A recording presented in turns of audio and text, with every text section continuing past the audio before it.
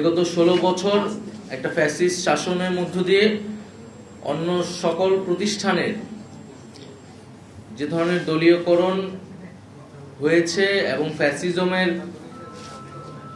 দ্বারা প্রভাবিত এবং নিয়ন্ত্রিত হয়েছে, গণমাধ্যমও এর অন্যতম একটি প্রতিষ্ঠান। এবং গণমাধ্যমের উপর এই হস্তক্ষেপ এর একটা যেমন আইনি দিক আছে, এর একটি সাংস্কৃতিক দিকও আছে। ফলে মিডিয়া এবং ফ্যাসিজমের সম্পর্ক আসলে বিগত সময়গুলো কি ছিল এবং মিডিয়ার ভিতরে যে ফ্যাসিজম প্রবেশ করেছে সেখান থেকে মিডিয়াকে আমরা কিভাবে বের করতে পারবো, সে বিষয়ে আসলে আমাদের স্পষ্ট রূপরেখা প্রয়োজন।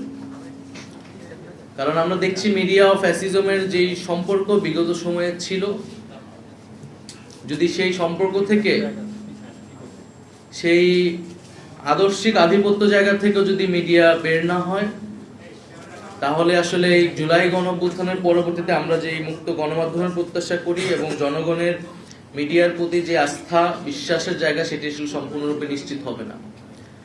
ফলে মিডিয়ার সুশাসনের বিষয়টি মিডিয়ার ভিতর থেকেই নিশ্চিত করা উচিত, সে বিষয়ে উদ্যোগ গ্রহণ করা উচিত। দ্বিতীয়ত, আমরা এই অন্তর্বর্তী সরকারের সময়ে প্রচুর মিস ইনফরমেশনের একটা ক্যাম্পেইন দেখেছি এবং বাংলাদেশের গণমাধ্যমগুলোতেও এই মিস ইনফরমেশন নানাভাবে ছড়ানো হয়েছে। সেই জায়গা থেকে আমাদের আরো সচেতন এবং পেশাদারিত্বের জায়গা আসলে আসা উচিত। কারণ দল হিসেবে বা একটা রাজনৈতিক শক্তি হিসেবে আমরা বিভিন্ন সময় এটার ভিকটিম হয়েছি এবং হচ্ছি। আমাদের বিভিন্ন সময় বিভিন্ন কথা ভুলভাবে স্থাপন করা হচ্ছে এবং একটা মিডিয়া কর্তৃক একটা রাজনৈতিক মেরুকরণের চেষ্টার জন্য বিভিন্ন সময় আমাদের বক্তব্য কোর্টকে ভিন্নভাবে উপস্থাপন করা হচ্ছে। তো সেই জায়গা থেকে আমরা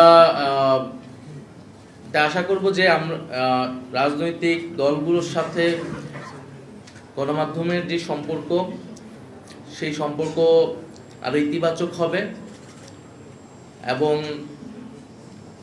যে মুক্ত গণমাধ্যমের প্রতিশ্রুতি আমরা সকলেই দিচ্ছি, সেটি আসলে আরো কিভাবে কার্যকর করা যায় সেই বিষয়ে আমরা যদি আরো বাস্তবিক অর্থে আরো খোলামেলা আমরা নিজেদের মধ্যে আলোচনা করতে পারি, সেই রূপরেখা তৈরি করতে পারি, এটি আমাদের জন্য ভালো হবে।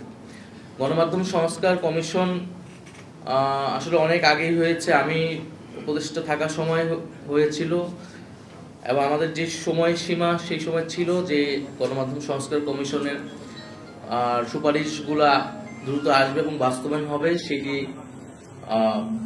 অনাকাঙ্ক্ষিতভাবে অনেক দেরি করছে। তা আমি মনে করি যে সেটি দ্রুত হওয়া উচিত, কারণ সেই সংস্কারের রূপরেখাগুলো আসলে এবং বাস্তবায়ন হওয়া শুরু করলে আমরা আসলে বলতে পারবো যে জুলাই গণঅভ্যুত্থানের পরে আসলে গণমাধ্যমের পরিবর্তনটা দৃশ্যমান হচ্ছে। গণমাধ্যমে যেই মালিকানার বিষয়টা আসছে, আমরা এটা সমর্থন করি যে মালিকানার বিষয়টা সুস্পষ্ট হওয়া উচিত।